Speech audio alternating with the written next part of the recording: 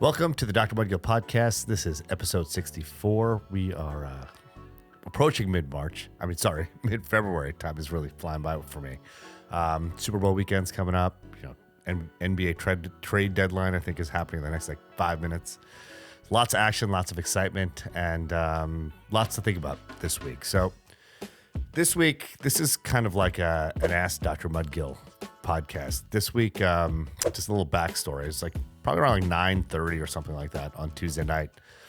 I got a group text from one of our family friends whose son was involved in a fundraiser, and there was a link to donate to support the fundraiser. Of course, I was happy to do so, and I sent a text back saying all set. A few minutes later, and I got a really nice text back from this young man's mom and said, "Wow, thank you for prioritizing this. I still scratch my head on how you were able to get everything done and stay on top of everything while still being the true blue you," and lots of nice emojis.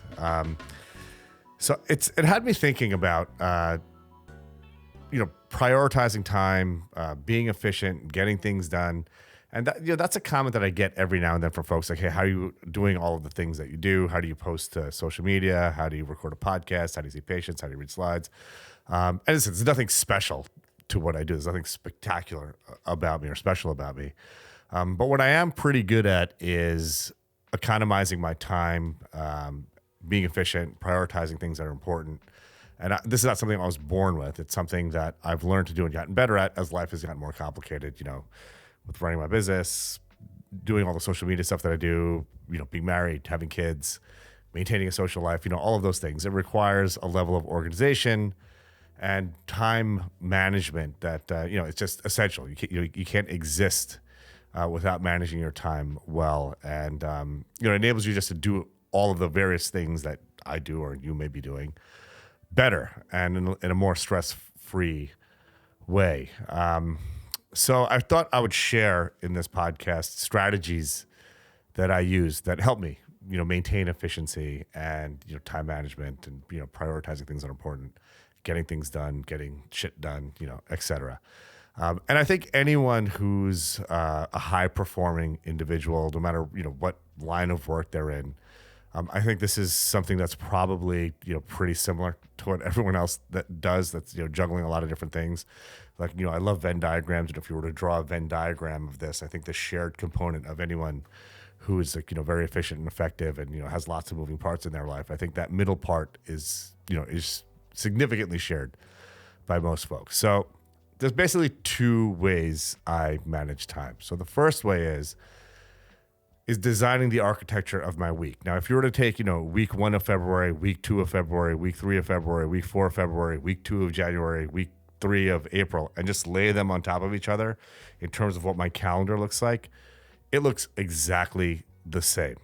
So I basically design my schedule with blocks of time. So, every Monday is the same, every Tuesday is the same, every Wednesday is the same, et cetera, et cetera. The only thing I don't really schedule are weekends because, that's a lot of family time, sports games, all that sort of stuff with my kids. So there's a block of time that I reserve to get my workouts in, et cetera, which is usually in the early part of the morning. And the rest of the time is pretty fluid because, those days where there's multiple things happening and social stuff, it's hard to schedule in advance. But things that I can control, like my Monday through Friday, I have really tight control over. I can really, manage the architecture of the week. And so, this is my personal schedule. It's, this is what works for me. But, Mondays through Thursdays, I drive my middle son to school. He starts really early. He starts middle school at around 7:20 something. So, I get up, I wake him up, I make him breakfast, we drive to school. And if it's a Monday or a Wednesday, I usually read slides in the morning. So I do that in the morning. Then after that, I have a block of time where I work out. Then I have my post-workout meal, shower, get ready for work, drive to Manhattan, see my patients. That's Monday and Wednesday. Tuesdays and Thursdays I do different things on those days, but I'm near my home in Long Island on those days. So Tuesdays I see patients on Long Island in the afternoon, but my morning is the same. I wake my son up, get breakfast ready for him, take him to school. I'll do some work-related stuff on Tuesday morning, like sign my notes from the previous night, et cetera. I'll work out, eat my post-workout meal, shower, go to my office and see patients. Wednesday is the same as Monday. Thursday, same thing, wake my son up, make him breakfast, drive him to school. I have a block of time which I focus on, catching up on notes from the office or doing office related stuff.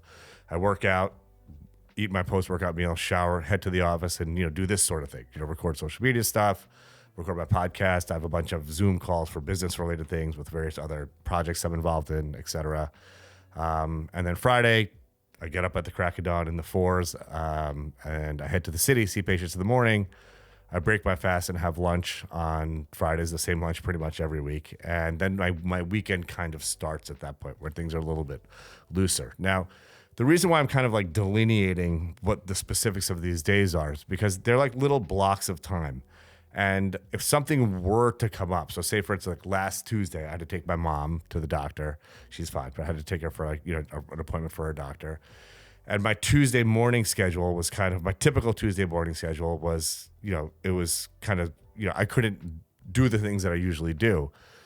But because my schedule is organized with blocks of time, I was able to switch like my late morning block from Wednesday and put that on Tuesday morning and move my Tuesday workout's usually a leg workout. So I switched that to Wednesday. So because the architecture of my week is so similar and every day is basically the same from week to week, I'm able to make little changes like that without screwing up my whole schedule. And this is something that's been very, very useful for me. And I think it'll be useful for anyone who's struggling with time management or like managing their days. Like if you have to assign the things that are important for you. So for me, it's, obviously taking my son to school, doing whatever work-related stuff I need to do, working out, and seeing patients. Those are like the essential activities for the day. And I have blocks of time on each day that I dedicate to those activities. But it's like a puzzle, and I'm able to kind of take one block out, stick it in another day, and move that block to like the Wednesday block to Tuesday, like I mentioned. And it enables me to have a somewhat rigid schedule, but with enough flexibility that I can make a tweak if I need to. So that's the general architecture of my schedule. Then the second part of efficiency is task management. So although every day is structured the same, there's a million moving parts to each day. A bunch of emails, a bunch of labs I have to call patients back on, real estate related stuff, taxes, talk to my accountants, my bookkeepers. My son gets sick at school. My daughter has to, be somewhere at X time, and lots of moving parts. So the way I organize tasks is essentially through email. So my goal for emails is to have a zero inbox, and I use Gmail, which is a great tool. The Gmail app is a great tool, and what I do is, like I said, my goal is to have a zero inbox, and that doesn't mean that every single email is addressed right then and there. I mean, this is kind of how I do it. I think how a lot of people do it. And if you're not doing this, I encourage you to consider doing this. So emails to me generally fall into 3 categories. One is like spam, junk stuff. So when I see that, I immediately mark it as spam, you delete it, and that's done. So that's probably like 30% of the incoming messages that I get. Then the next set of emails are things that can be immediately addressed, like it's a yes or no question or something that requires a very quick response or something that can be delegated.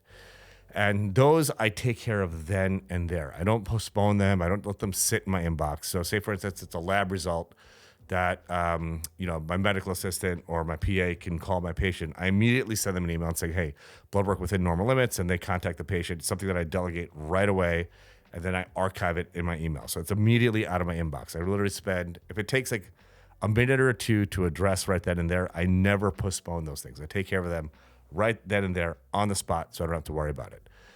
Then there's the third category of emails that require greater attention, greater time. If I have to compose an email, which is going to take me 5 or 10 minutes, or is a long document or something that I need to review and read through before I comment and respond, or say it's like, my American Express bill that I need to review. It's going to take me, some time to do that. I schedule those emails. So my schedule is rigid, yet there's little pockets of time where I know I can address like a 10-minute long, say it's going to take me 10 minutes to address an email. I'll say it's a Monday, like a Monday night. I know it's going to take me 10 minutes to do. I don't have time to do that right now. I'll archive it till Tuesday at 9:00. And that, I know like around that time, I'm generally free. It's like right when I'm done with my work related stuff, right before I do my workout.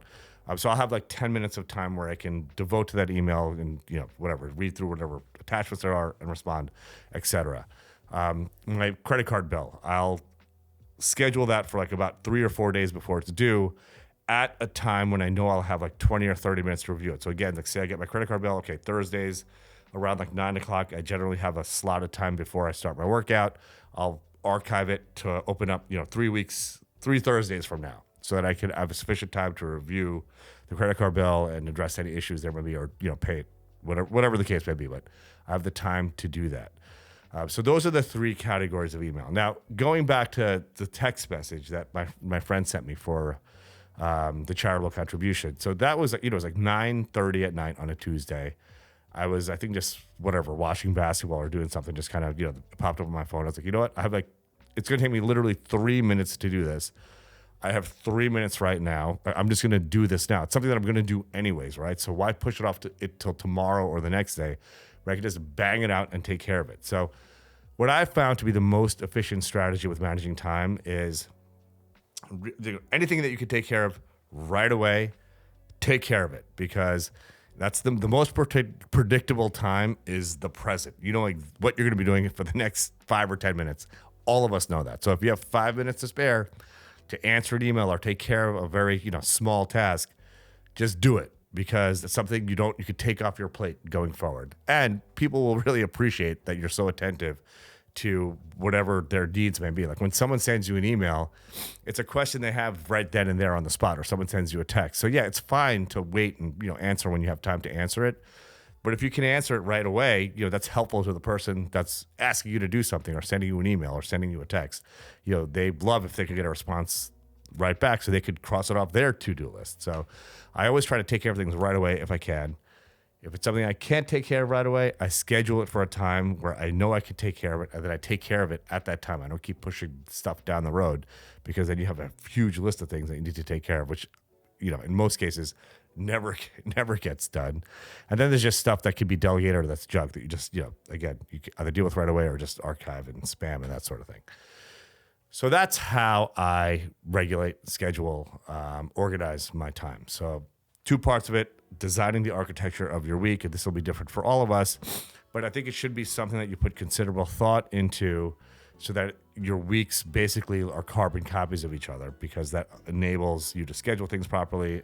It promotes efficiency, etc. And then task management. And, there's so many tools out there for managing your tasks, but I personally find, my goal is having a 0 inbox, and I described to you my methodology for doing that. And I find that to be extraordinarily helpful, and it enhances my productivity immensely. So that's my Ask Dr. Mudgil thoughts of the week. I hope you guys all have a wonderful Super Bowl weekend. I think it's going to be a good one. That's going to be a really great game on Sunday. And I'll see you next week.